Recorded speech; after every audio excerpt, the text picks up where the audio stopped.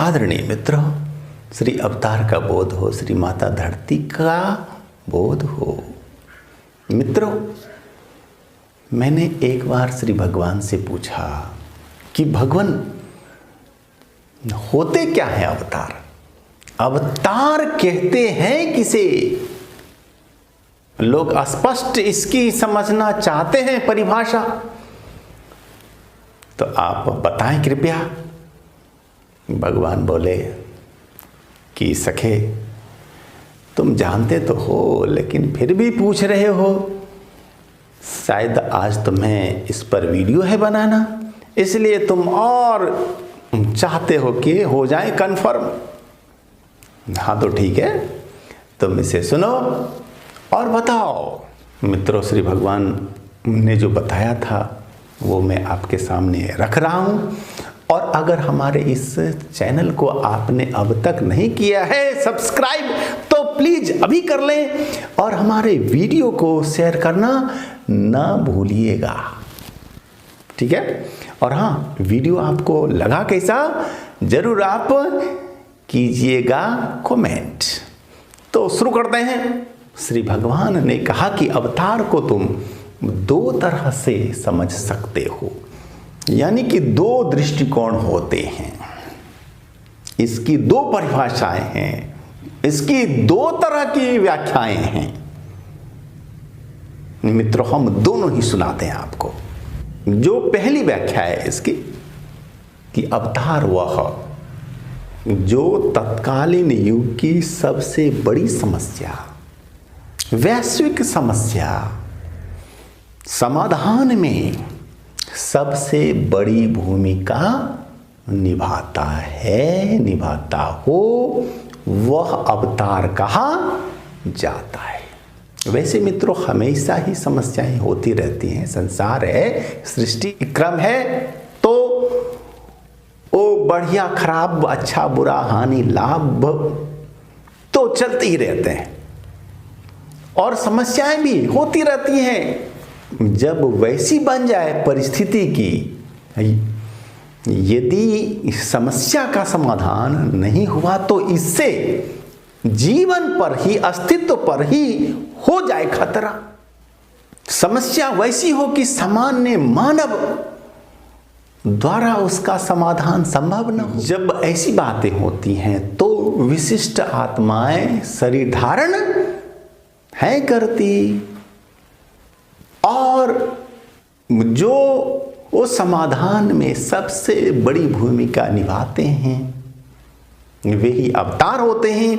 और जो सहयोग करते हैं वे भी सम्माननीय हैं, सहयोगी हैं, क्योंकि अवतार अकेले नहीं कर सकते कुछ। ये मानवीय शरीर द्वारा सारा ही कार्य अकेले संपन्न नहीं हो सकते। तो अवतार जब भी आते हैं तो अपने सैकड़ों, हजारों, लाखों सहयोगियों के साथ आते हैं और समस्या का समाधान वे करते हैं। मित्रों, वर्तमान समय में जो समस्याएं हैं इनके भी समाधान हेतु भगवान ने, श्री अवतार ने शरीर धारण लिया है कर। और समस्याएं क्या हैं आप तो जानते ही हैं, क्योंकि बहुत सारे वीडियो हमारे इस पर बन चुके हैं। हाँ, समस्याएं हैं कि इस समूची धरती पर के मानव जो हैं आपस में दम, द्वेष, क्लेश कर रहे हैं। और समाधान क्या? विश्व राष्ट्र और धर्म विज्ञान की स्थापना। मित्रों, इस पर हम आज व्याख्या नहीं करेंगे क्योंकि वीडियो लंबा हो जाएगा। मित्रों, श्री अवतार की जो दूसरी दी है भगवान ने परिभाषा, वह भी मैं आपके सामने रख रहा हूं। कौन है अवतार? जो अवतरित हो। और अवतरित होता कौन है? शरीर नहीं होता अवतरित ना। शरीर तो मां के गर्भ से ही जन्म ले सकता है, यह अवतरित नहीं होता। लेकिन होता क्या है? हाँ, होता भी है और शरीर नहीं होता, क्या होता है, इसको आप अब ठीक से समझिए। और मित्रों, इसको समझने के लिए आपको पूरा योग विज्ञान ही समझना पड़ेगा। बिना योग विज्ञान को, योग दर्शन को अच्छी तरह से समझे इस तथ्य को नहीं समझा जा सकता है। जब साधक कोई साधना करता है, यम नियम आसन प्राणायाम प्रत्याहार धारणा ध्यान समाधि, जब साधक इन 8 सोपानों में से 7 को पार कर लेता है और समाधि में पहुंचता है, तो जाने अब की समाधि भी होती है 3 तरह की। सविचार समाधि, निर्विचार समाधि,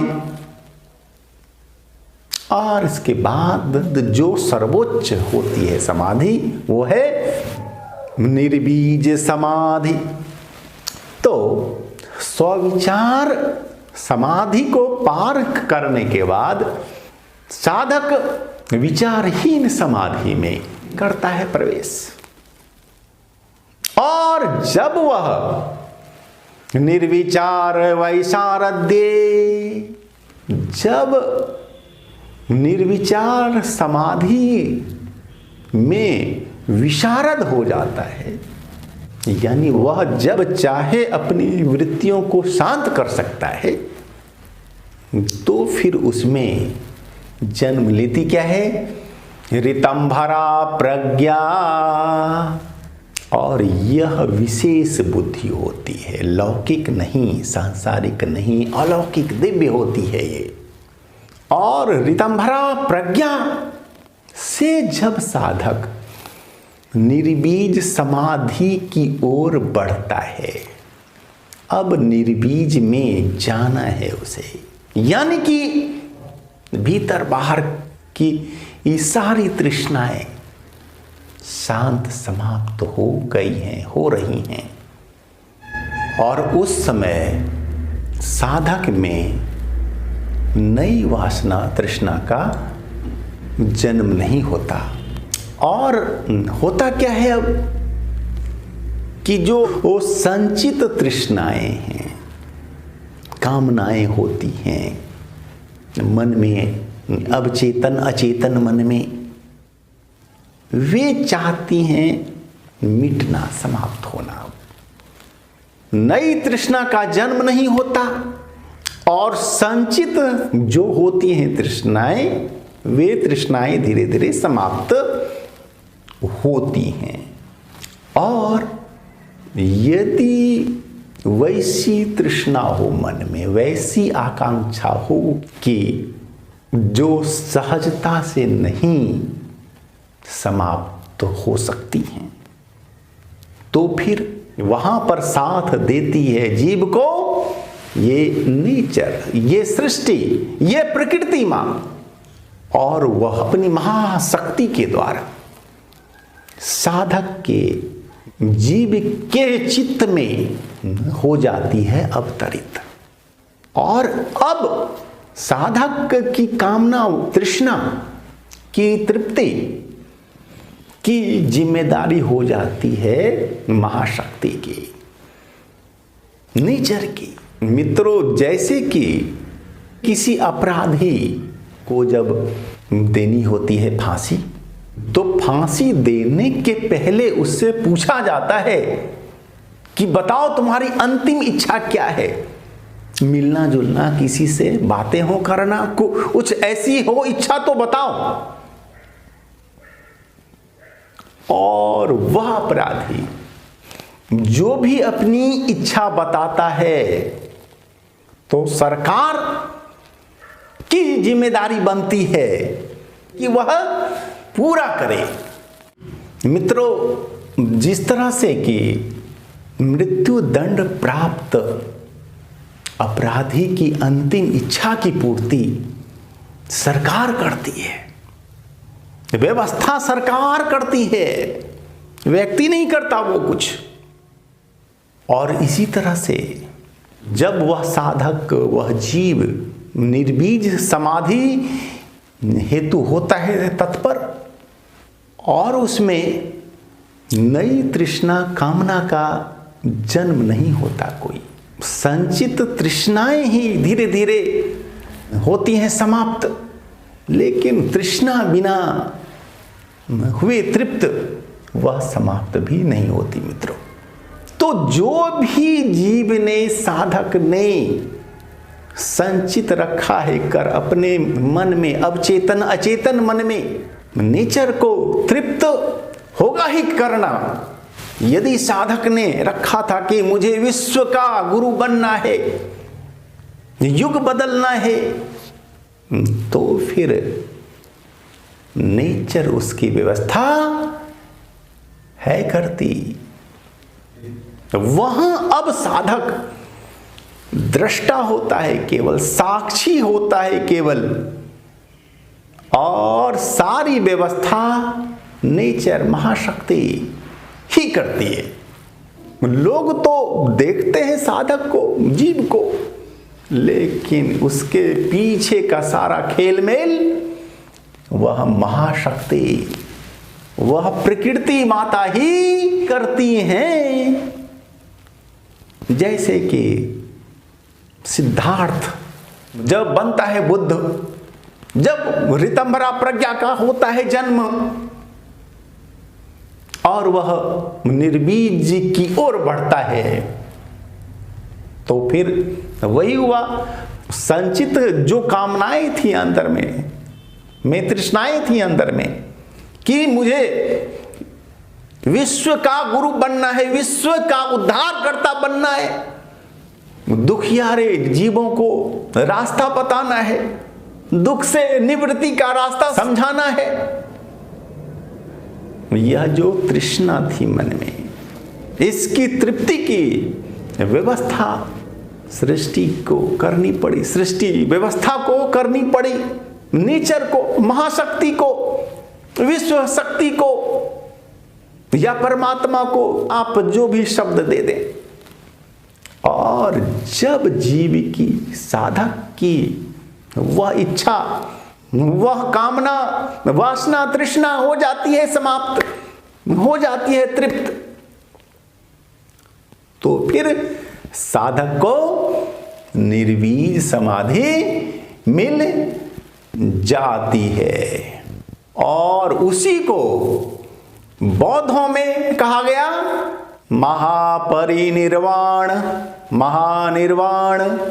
जब भगवान बुद्ध की विश्व गुरु बनने की तृष्णा हो जाती है तृप्त, तो फिर उनका शरीर छूट जाता है और मुक्ति और कैवल्य की प्राप्ति हो जाती है। मित्रों, हमने अभी दो तरह के अवतारों की चर्चा आपके सामने की। वह जो युग बदलने में सबसे बड़ी भूमिका निभाता है, नंबर 1। नंबर 2, वह निर्बीज समाधि की ओर बढ़ता हुआ साधक, जिसके अंदर अब नई तृष्णा का जन्म होना हो गया है बंद। संचित तृष्णाएं ही अब धीरे धीरे समाप्त हो रही हैं, और उसकी तृप्ति समाप्ति हेतु यदि समानतया नहीं हो पाता है, तो फिर नेचर महाशक्ति जीव के अंदर और बाहर होती है अवतरित, और उसकी वह तृप्ति पूर्ति अवश्य ही करती है। और वही महाशक्ति जो साधक हेतु होती है अवतरित, वही अवतार होता है।